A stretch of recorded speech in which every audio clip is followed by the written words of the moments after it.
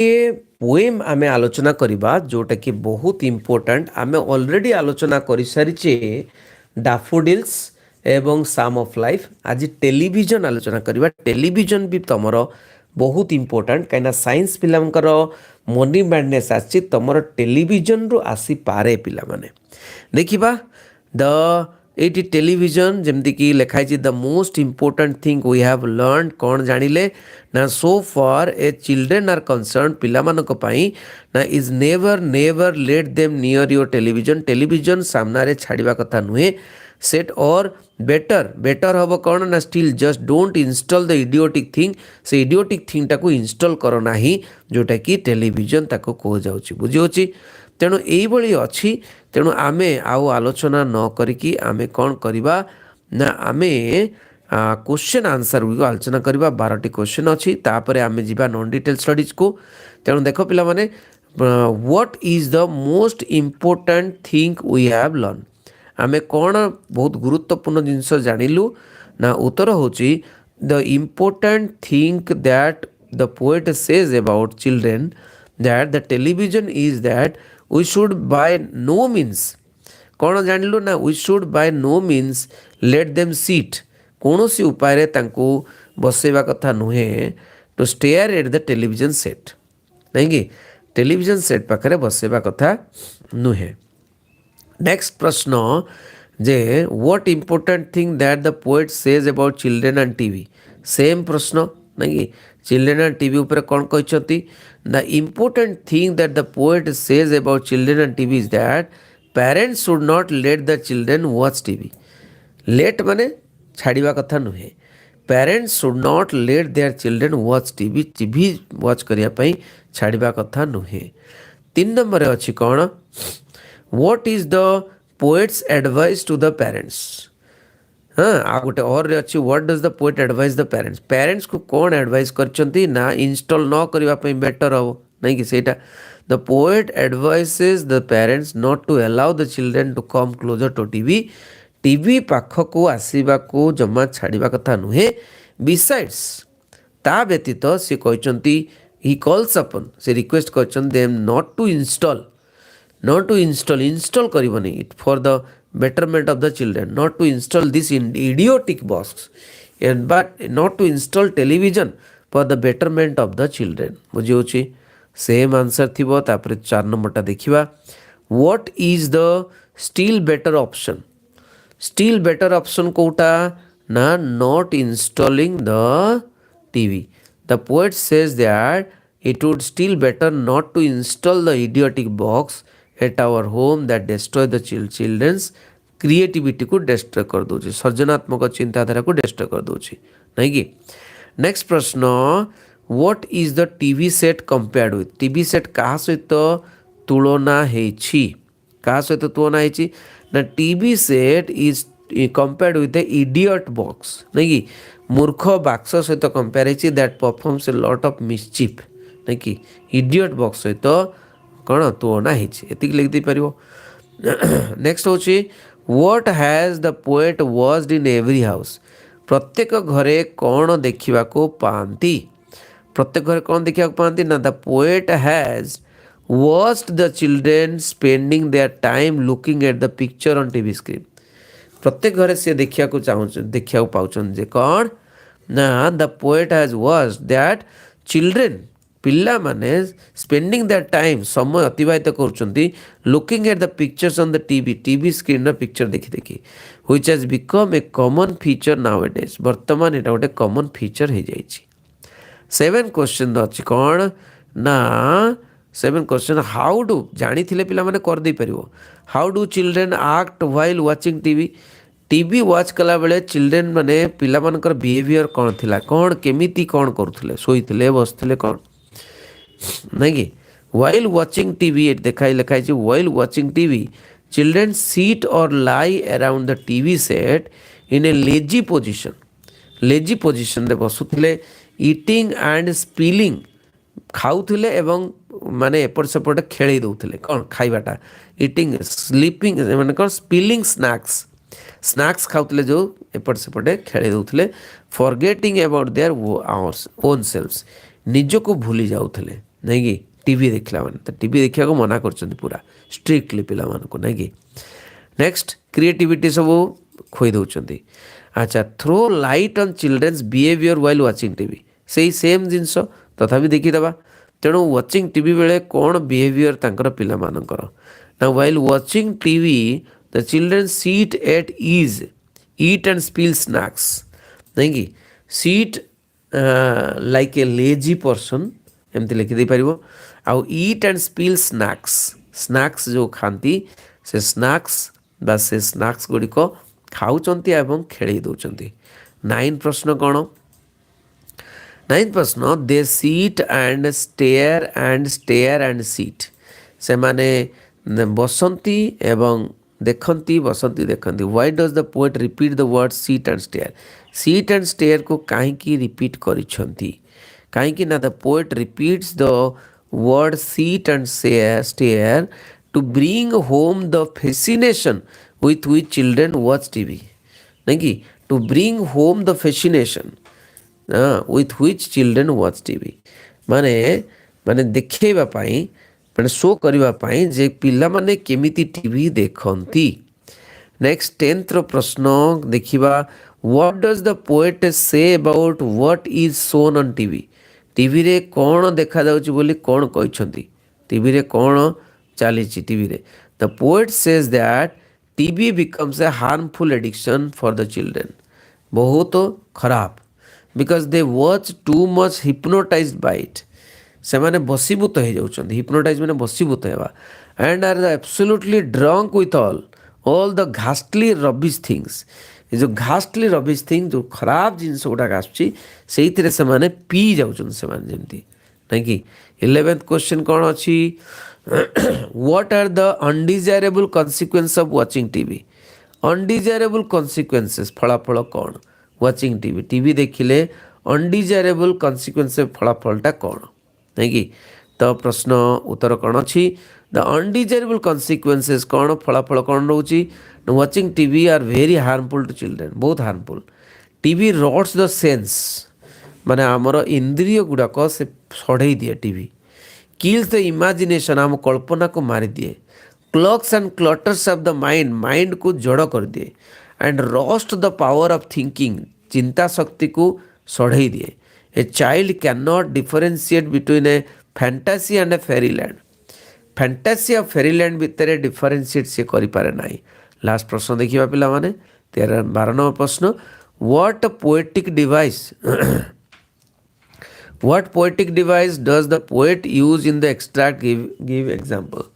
तो poetic device कौन से व्यवहार करिसंती use in the extract give example. Example उदाहरण सहित लेख तो उत्तर होची कौन ना the poet use कौन ना alliteration in the extract. Alliteration repetition of S and T repeat करिसंती seat and stare को and N shockingly ghastly junk is a case in point पिलामान देखो नेक्स्ट श्री महाराणा ये जो कौन सीटा mystery of the missing cap रो प्रश्न उत्तर आमे करिबा एटी देख पिलामाने कौन लिखाई ना give an account of the concluding speech of Shri Maharana Maharana कर कंक्लूडिंग स्पीच कौन थिला माने शेषरे जो कहिले स्पीचटा कौन थिला Sri Maharana delivered his maiden speech splendidly and concluded it with an observation that greatly surprised the narrator. नहीं कि तेणु महाराणा एठी माने कौन कहले addressing the audience as his brothers and sister बोली कहले जे एड्रेस कले ऑडियंस को he said that they must have heard about the mysterious disappearance of the honorable minister cap से कहले जे समस्ते शुणी थिबे जे कौन ना मिस्टीरियस डिसअपियरेंस माने हजि जाइथिबा ऑनरेबल मिनिस्टर का कैप कथा they thought that the property was stolen से माने भाबती जे प्रॉपर्टीटा से कैपटा चोरी हे गला it was natural on their part to think so से माने सेही बली भाबी पारंती लोक माने but Shri Maharana dispelled their apprehension The speech was one of his goodness, a goodness unbalanced by the excitement. से unbalanced है कि excited है कि से कहूले. Next प्रश्न, describe Sri Maharanas narration of the missing cap. Missing cap उपरे कौन से कहूचंती narration. Missing of the minister's cap was shrouded in mystery. Mystery ଘୋଡ଼େଇ ଯାଇଛି.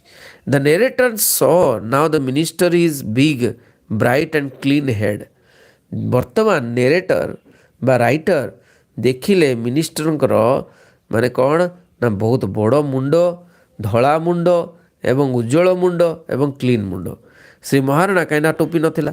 Shri Maharana said that everyone was irresistibly curious to know about missing cap. ସମସ୍ତେ ଜାଣିବାକୁ ଚାହୁଁଛନ୍ତି missing cap କୁଆଡ଼େ ଗଲା କ୍ୟାପ୍ଟା. Shri Maharana found it quite natural. He dispelled their curiosity by stating that a certain nobleman of their area, ସେ କହିଲେ ଯେ ଜଣେ ଭଦ୍ରଲୋକ took it away to preserve it. ତାକୁ ନିଜ ପାଖରେ ରଖିବା ପାଇଁ ନେଇଯାଇଛନ୍ତି ଏଜ୍ ଏ ମେମେଣ୍ଟୋ ଭଳିଆ, ନାଇଁ କି ମେମେଣ୍ଟୋ ଭଳିଆ ମାନେ ଗୋଟେ ସିଲ୍ଡ ମେମେଣ୍ଟୋ ଯେମିତି ଗୋଟେ କପ୍ ପାଆନ୍ତି ସେମିତିଆ ଗୋଟେ ପ୍ରାଇଜ୍ ଭଳିଆ. In his view had the nobleman not taken it away secretly, the humblest minister would never have allowed him to keep it as something sacred. ତେଣୁ ଯଦି ଭଦ୍ରଲୋକ ନେଇନଥାନ୍ତେ କେବେ ବି ମିନିଷ୍ଟର ଏଲାଉ କରିନଥାନ୍ତେ ଯେ କ୍ୟାପ୍ଟା ନେବା ପାଇଁ. ଠିକ୍ ଅଛି. ତେଣୁ ଏଇଠି ପିଲାମାନେ ଏଇଠି ତୁମେ ବାଛିକିରି ଲେଖିବାକୁ ପଡ଼ିବ, ନାଇଁକି କ୍ୱେଶ୍ଚନଟାକୁ ବୁଝିବ ଏବଂ ବାଛିକି ଲେଖିବ. ମୁଁ ତାଙ୍କୁ ଆନ୍ସରଟି କହିଦେଲି. ତାପରେ ଆଉ ଗୋଟେ ବହୁତ ଇମ୍ପୋର୍ଟାଣ୍ଟ ଅଛି କ'ଣ ନା yes, I was lucky I found that what I love to do early in life ooze and I started apple. ଏଇଟା କ'ଣ ନା stay hungry stay foolishରୁ ଗୋଟେ ଇମ୍ପୋର୍ଟାଣ୍ଟ ମେସେଜ୍ ମୁଁ ଆଣିକି ଆସିଛି ଯେଉଁଟାକି 2015 ଆସିଥିଲା କମର୍ସରେ. ଦେଖନ୍ତୁ ପିଲାମାନେ ତମର ବି ଆସିପାରେ. How did Jobs react to his dismissal from Apple. Apple କ'ଣ ନା ଆପେଲ୍ଟା ଗୋଟେ କମ୍ପାନୀ, ସେ କମ୍ପାନୀରୁ ଡିସମିସ୍ ଯେଉଁ ହେଇଗଲେ କ'ଣ ଜବ୍ସ ରିଆକ୍ଟ କଲେ. ତ ଲେଖ when Steve Jobs was dismissed from the Apple company, he did not know what to do for a month. ଗୋଟିଏ ମାସ ପର୍ଯ୍ୟନ୍ତ few months ମାନେ କିଛି ମାସ ପର୍ଯ୍ୟନ୍ତ କ'ଣ କରିବେ ଭାବିପାରିଲେନି. As Apple computer was his own creation, Apple କମ୍ପାନୀରେ ତାଙ୍କର କମ୍ପ୍ୟୁଟରଟା ତାଙ୍କର ନିଜର କ୍ରିଏସନ୍ ଥିଲା. he was the founder of the company. କମ୍ପାନୀରୁ ଫାଉଣ୍ଡର ହେଇଥିଲେ ବି ତାଙ୍କୁ ତାଙ୍କୁ ବାହାର କରିଦିଆଯାଇଥିଲା. he became heart broken, ଟିକେ ଦୁଃଖ କଲେ because of his dismissal. he lost his mental peace because he had deep love for the company. deep love ଥିଲା ତେଣୁ ସେ mental peace ବା ଶାନ୍ତି ହରେଇ ବସିଲେ. at times he thought that he had led the previous generation of entrepreneurs down. he met with David Packard को met कले भेटिले, Bob Nice को भेटिले and tried to apologize for screwing up so badly. ये जो गाली देइथिले माने सी टिके दुखी अनुभव कले, क्षमा मागिले. he even thought about running away from the valley, माने ये जोटे रोउतले सेटू बोलैबे बोली. finally he decided to stay there and to make other company आउ अलगा कंपनी करिया पई चिंता कले, नहीं कि तो एठी पिला माने यार आंसर तुम्हें फर्स्ट पैराग्राफ रे पाई परिबो, नहीं कि तो he worked hard in 10 years Apple and grown from just new. तापर देखिबो we had just released our first creation एगुडी को सब. and then how can you get fired from the company you started. माने fired हे जाइचंती, माने fired माने ताको बिताड़ित करचंती.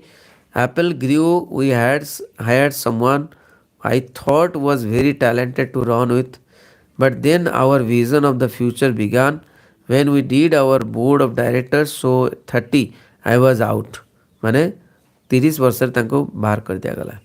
what had happened to the focus my entire adult life was gone. okay, तापर देखो I really did not know what to do for a few months. 80 होची तार effect माने the author लिखिबो I लिखिबोने the author really did not know what to do for a few months. किछि मास पर्यंत कोन करिवे जानि परलेनी. I felt that I had let the previous generation and entrepreneurs down. I had dropped the baton as it was being passed to the me. हाँ तो এটা লিখিব he felt he লিখিব he felt he had led the previous generation entrepreneurs এটা লিখিদেব ওকে he met with David এটা লিখিদেল বুঝিহଉଛି he was very public failure and he even thought about running away from the valley okay तो but something slowly began to down ଏଇଟା ଲେଖିବା ଦରକାର ନାହିଁ ଏତିକି ଲେଖିଦେଇପାରିବ okay ତାପରେ ଦେଖ ପ୍ରଶ୍ନ give a brief account of jobs days at Apple and the circumstances leading to his dismissal from it କେମିତି କେମିତି ଆପେଲରେ ସେ କଟିଲେ ଆପେଲ କେମିତି ଷ୍ଟାଣ୍ଡ କଲେ ଏବଂ କେମିତି କେମିତି ସେ ବିତାଡ଼ିତ ହେଲେ ଏଇଟା ପ୍ରଥମରେ ଅଛି ଫାର୍ଷ୍ଟ କ୍ୱେଶ୍ଚନ୍ ଆନ୍ସରଟା ଶେଷରେ ଅଛି ନାଇଁ କି ତ ଏଇଟା ଲେଖିପାରିବ the author started Apple in his parents garage when he was 20 he ଲେଖିବ କାହିଁକିନା ଆଇ ଲେଖିବନି ଆଉ କାହିଁକିନା ତୁମେ ବର୍ଣ୍ଣନା କରୁଛ ହଁ ତ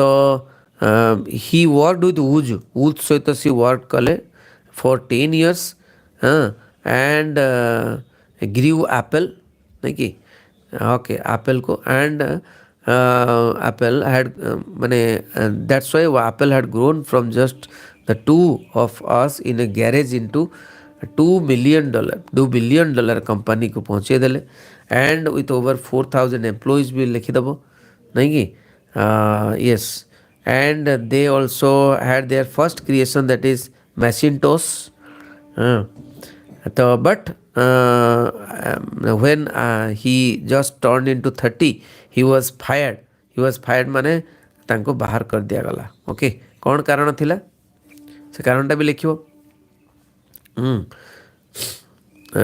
कारणटा the poet the author was very talented author thought himself very talented to run the company yes तो कौन लिखियो तापरे in the board of directors when we in the board of our board of directors so the board of directors sided with a person जे कि newly appointed so at 30 he was out okay he was out बुझे out माने he was dismissed बुझे तेणु एटा लिखिदेव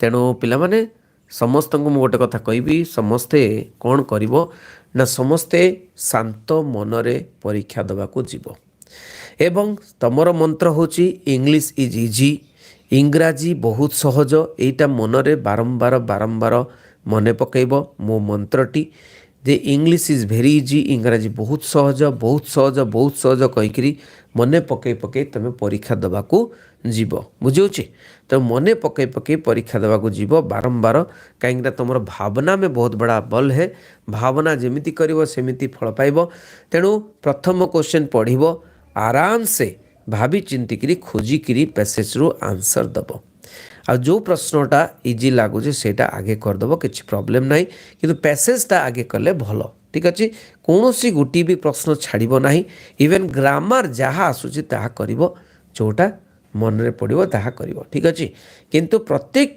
step wise छाड़ी के आसबनी report writing हो हाँ note making summarization निहाती करिवो नोट मेकिंग न्यू आइडियाज गुड़ाक फाइंड आउट करिवो न्यू आइडियाज है न्यू आइडिया गोटे फाइंड आउट है मैंने सब पॉइंट कौन अच्छी जमी बुझे सेमती कर बुझेगा तेणु बेस्ट ऑफ लक समस्त को थैंक यू वेरी मच रही बंदी उत्कल चरणी।